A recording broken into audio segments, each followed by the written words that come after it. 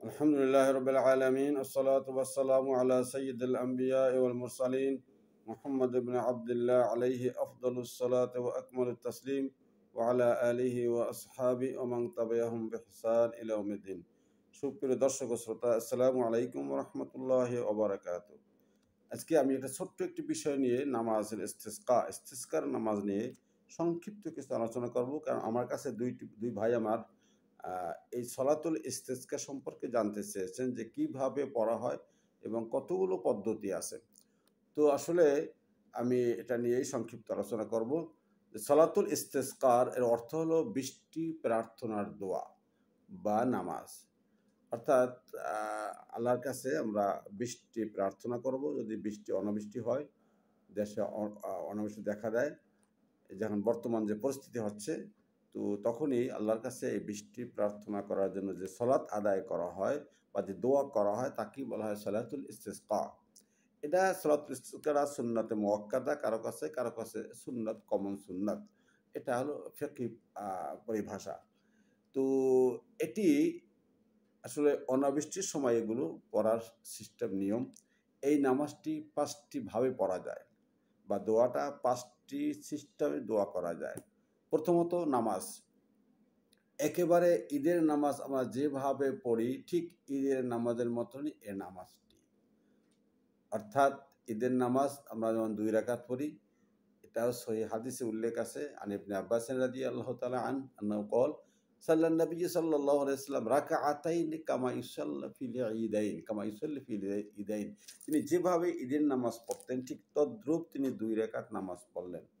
এখানে দেখা যায় সেই ঈদের নামাজের যে অবস্থা, সেখানে ময়দানে গিয়েছেন, 2 রাকাত পড়েছেন, কেরাত স্পষ্ট করেছেন, খুতবার পূর্বে নামাজ পড়েছেন এবং তারপরে খুতবা দিয়েছেন এবং এর মধ্যে তাকবীরও উল্লেখ করেছেন। পুরোপুরি একেবারে ঈদের নামাজ যেভাবে পড়া হয় হুবহু সেভাবেই 2 রাকাত নামাজ পড়ছেন। এই সালাতুল ইস্তিসকা এই হলো একটা পদ্ধতি।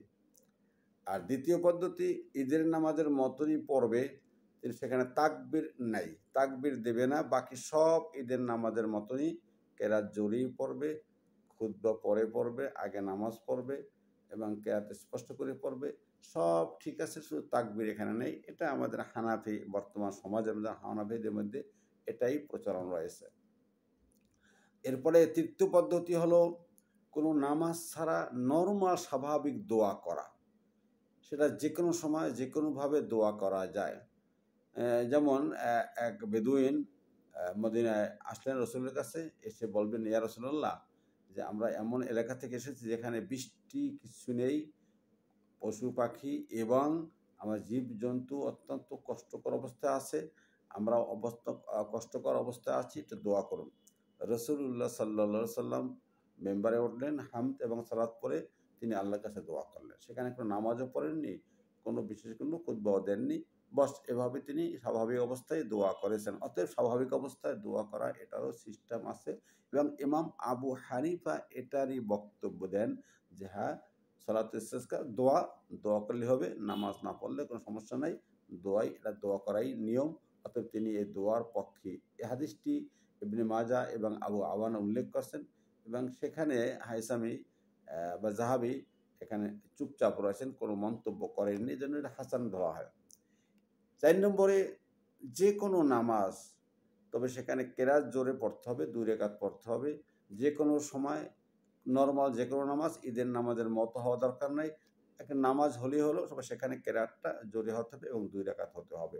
এই নামাজেও সেখানেও সালাতুল ইস্তিসকা করা যায়।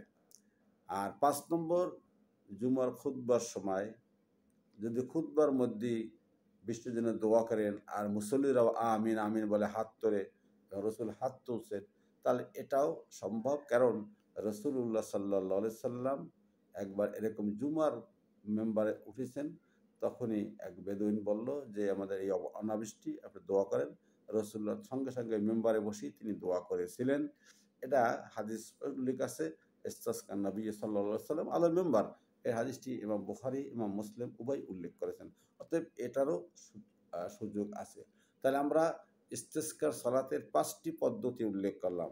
একেবারে ঈদের নামাজের মতো তাকবীর সহকারে, দ্বিতীয়ত তাকবীর ছাড়া ঈদের নামাজের বাকি সব পদ্ধতি ঠিক আছে। ৩ নম্বরে যে কোনো কমন নামাজে এটা করা যাবে, অথবা ৪ নম্বরে অর্থাৎ শুধু দোয়া করা, এটা যে কোনো সময় যে কোনো অবস্থায় দোয়া করা যেতে পারে। এবং ৫ নম্বরে জুমার দিন খুতবার উপরে রাসূলুল্লাহ সাল্লাল্লাহু আলাইহি ওয়াসাল্লাম দোয়া করেছেন, সেভাবেও দোয়া করা যাবে এবং মুসল্লিরা আমিন, আমিন বলবেন। এই ৫ টি হলো সালাতুল ইস্তিসকা বা দোয়া, ইস্তিসকা নামাজে বা দোয়া। তো এখানে অবশ্যই কয়েকটি সুন্নত দিকে লক্ষ্য রাখতে হবে।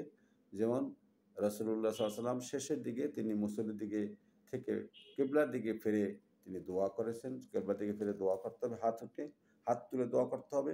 সেখানে মুসল্লিরাও তার সঙ্গে, সঙ্গে হাত তুলে দোয়া করবেন এবং সেখানে কখনো আছে তিনি হাত উপর করে মানে পিঠটাকে আসমানের দিকে আর পেটটাকে জমিনের দিকে করে এভাবে করছেন। এটাও একটা হয়তো এখান থেকে ফাল নেওয়া হচ্ছে যে এভাবে যেন অবস্থা পরিবর্তন হয়।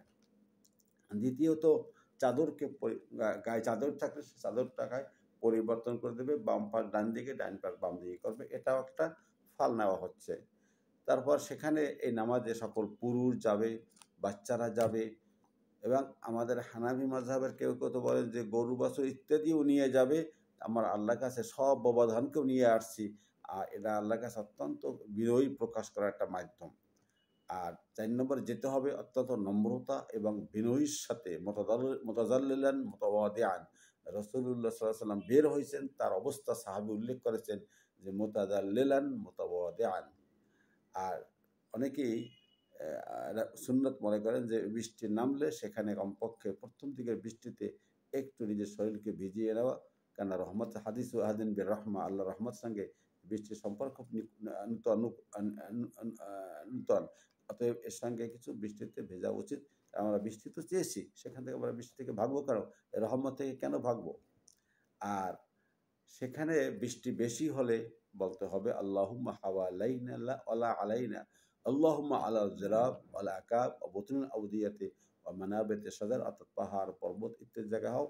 আমাদের এখানে যদি বৃষ্টি না হয় আল্লাহ তাআলা, যদি বৃষ্টি বেশি হয়ে যায়, বেশি বৃষ্টি হয় তাহলে বলতে হবে হাওয়ালাইনা, আমাদের আশপাশে হোক, আমাদের উপরে নয়। পাহাড়, পর্বতে, বন, বাদরে, খালে, বিলে যে জায়গায় বৃষ্টি হোক আমাদের উপরে নয়। হানাফি ওলামাই কেরাম কিন্তু সেখানে এরকম ৩ দিন একাধারে ৩ দিন নামাজ পড়তে বলেন। যদি বৃষ্টি না হয় তাহলে একাধারে ৩ দিন, আর বৃষ্টি হইলেও তারা ৩ দিনকে পুরো করতে বলেন।